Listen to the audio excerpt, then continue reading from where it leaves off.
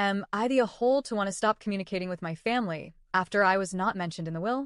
I am an Asian woman in my 40s, raised the traditional way. The eldest bears the burden, and males are favored. I have two younger brothers, much younger than me. From an early age, I was expected to set an example for them. When I was 9, our family moved to the West. Back home, I had been subjected to frequent physical punishment for anything my parents, mostly my mother, deemed punishable, often based on false accusations. However, when we moved, my brothers, still toddlers, were spared from physical punishment, as friends here warned my parents they could face prosecution. My mother is passive-aggressive and emotional. She has long resented me, blaming me for her strained relationship with my paternal grandmother. Ironically, my grandmother was the one person who showed me unconditional love growing up. I doubt I was the reason for their tension, but I became the easy scapegoat. From a young age, I learned to be independent. Though my parents worked downstairs, I was often left alone upstairs before I even started school. Relatives would sometimes find me alone and take me home. I learned quickly, stay obedient, don't talk back. Punishments always followed if I did. My father, always working, stayed uninvolved. When my first brother was born, my mother saw him as her ticket to social status. She doted on him, accused me of being jealous, and often sent me away. Things didn't improve when my second brother was born. Thankfully, I had the love of my grandmother and extended relatives. On the surface, after settling in the new country, my parents maintained a facade of being a perfect, fair family. In reality, I became their bridge to the outside world, translating, writing, and handling their communications. When they opened their own business, I became a full-time caretaker for my brothers, tutoring them, cooking, entertaining, keeping them safe, while still being a child myself. Despite my hard work, life remained unfair. I was sent to public school despite winning places at prestigious private schools. Meanwhile, my brothers attended expensive private schools. I wasn't allowed to join extracurricular activities or socialize unless my brothers were included. Friends later told me they only tolerated my brothers because it was the only way to see me. Years passed. After I graduated university and started training for a job, my father announced we would move to yet another country. The real reason? One of my brothers was failing high school and getting into trouble. My parents hoped a fresh start would save him. I begged to stay behind, but was told that if I refused, I would no longer be considered part of the family. Bound by filial duty, I went. I adapted, built a life, and married. My husband and I worked hard, built a business, and became financially comfortable.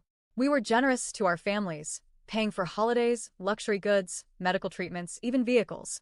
Meanwhile, my brother struggled, taking longer to finish university and landing mediocre jobs with low pay. At first, my parents were proud of me and my husband, but as our financial gap widened, resentment grew. They believed they had to keep financially supporting my brothers to match us. I never complained. I respected my parents' right to manage their money however they saw fit. I admired their work ethic, despite their favoritism. Then came the turning point. A natural disaster struck our area. Our home was severely damaged. For weeks, we lived without power, barely sleeping, struggling to keep things secure. Neighbors and employees showed up to help.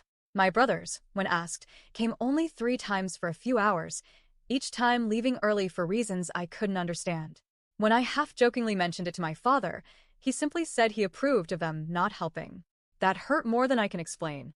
Later, when my father was diagnosed with cancer, my husband and I pulled every string we could to get him top treatment with almost no wait time. But it was never enough. He expected 24/7 attendance, which COVID restrictions made impossible. We dropped off supplies, called often, and stayed connected as best we could. He eventually passed. At his funeral, while sorting documents, I saw an envelope labeled will. My mother snatched it, handed it to my brother, and told him to put it away. I didn't think much of it, until later, when I learned my brothers had sorted the will without me. When I finally asked for a copy, I read it and sobbed. I was not mentioned even once. I confronted my mother. First, she lied, claiming there was no will. Then, when I showed her the copy my brother sent, she dismissed it with a cold, "Oh, that. I forgot." It wasn't about the money. It was the erasure. He didn't even leave me a note or a line saying, "You're doing well. I trust you'll be fine." Nothing. Despite this, my family still expected financial help from me. I gladly helped when I could, even though they frequently canceled babysitting plans at the last minute for their social outings, costing me flights, accommodations, and work engagements. What finally broke me was what I started hearing from others. Friends and relatives told me my mother was spreading rumors, that I slept around, I didn't. I stayed celibate until marriage, that I stole money, completely false, that I received equal shares in family wealth, I did not.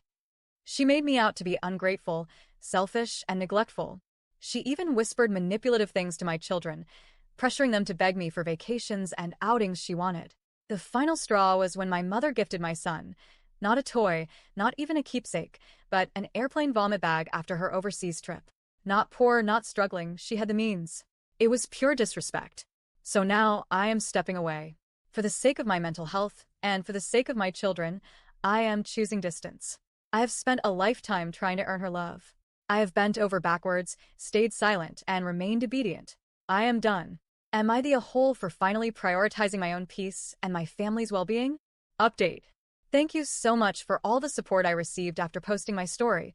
It really helped me feel more at peace with the decision I made. Growing up, I was always taught that blood is thicker than water, and that it was my duty to take care of my mother after my father's passing. This idea was heavily reinforced by everyone who attended the funeral. After everything happened, I confided in one of my cousins about what I had been through. She was genuinely shocked. In her eyes, my parents, especially my father, were flawless and could do no wrong. I have to admit, both of my parents worked very hard to provide for us, and outwardly, they always came across as nice people. But behind closed doors, they were very different. Thankfully, after sharing more with her, and after she had her own interactions with my mother and my brothers since my father's passing, my cousin started to see the truth for herself. She realized that what I said wasn't exaggerated. I've also taken the step of translating a copy of my father's will into our native language and keeping it as evidence, in case anyone tries to accuse me of being heartless. Some of my other relatives are also beginning to see things more clearly and understand my position, which is a small but meaningful comfort. The biggest blessing, though, is the unwavering support from my husband and his family. He has shared everything with them, and they've been nothing but kind and understanding. My husband has been my rock, and he fully supports my decision 100%. Everything we do is with our children's well-being in mind. We are determined to keep them away from toxic influences. I'm not someone who likes to complain about my life. I believe in spreading positive energy wherever I can. Even when I'm feeling low, I don't believe it's my right to drag others down with me. From today onwards, I will start cutting off communication with my mother and brothers. I will do my best not to let them affect me emotionally anymore. Thank you again to everyone who offered their kind words and encouragement.